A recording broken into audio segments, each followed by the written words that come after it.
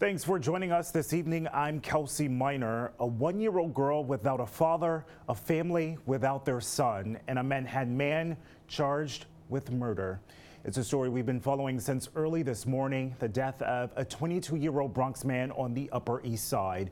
We have full team coverage tonight. News 12's Jessica Cunnington is at the victim's home on Commonwealth Avenue, and Anthony Carlo is at the 19th Precinct in Manhattan. We start, though, with Jess. What can you tell us? From Commonwealth Avenue, I'm Jessica Cunnington. Back to you, Kelsey. All right, Jessica, thank you so much. We'll hear from Anthony Carlo later on, but now let's switch gears and talk weather on the twos with Daryl Green, who's here now to talk the nice weather outside. Yeah, pretty good looking weather. All right, Daryl, thank you so much. Now to the race for the White House. Governor John Kasich pushing the Jewish votes in Brooklyn this afternoon, taking his message to the streets of Williamsburg and Borough Park. After making a speech in Manhattan, Kasich speaking at a matzah factory where he brought some unleavened bread and partially retold the story of Passover. He also greeted students at faculty at a nearby school. The Republican hopeful is touting the fact that he's projected to finish second in key upcoming primaries. Kasich's camp says that he is the only candidate with any hope of defeating Hillary Clinton, and he says there's no room for squabbling. I've stood on a stage and watched with amazement as candidates wallowed in the mud, viciously attacked one another, called each other liars, and disparaged each other's character. Those who continuously push that type of behavior are not worthy of the office they are seeking. Also new today, Donald Trump is finally declared the winner of the Missouri primary. Nearly a month after the vote, Missouri Secretary of State has officially awarded Trump the state's 12 delegates. The final tally of the votes has Trump edging out Ted Cruz by only 2%, 0.2% that is. That's fewer than 2,000 votes. The additional delegates bringing Trump closer to that magic number of 1,237 delegates needed for the nomination. A new poll finds most Americans are indifferent when it comes to the candidates running for the Oval Office. The AP GFK study shows a majority of voters believe none of the remaining hopefuls represents their view well. It also found at least half would be disappointed if either Trump or Clinton won their party's nominations, with 25% disappointed if they both win the nomination. You're watching News 12 The Bronx, and still ahead, our team coverage continues on the deadly stabbing of a Bronx man in Manhattan. Plus, city officials looking to keep New Yorkers safe with the help of a new PSA. This and more in just 2 minutes.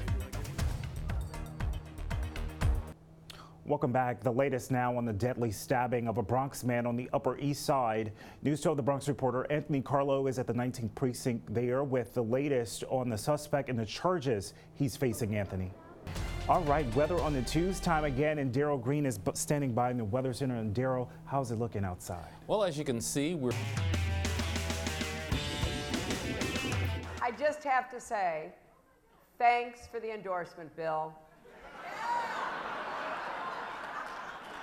Took you long enough. Oh, snap!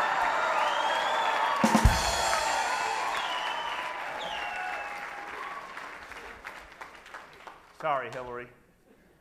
I was running on CP time. That's not, I don't like jokes like that, Bill. That's not funny. Cautious politician time.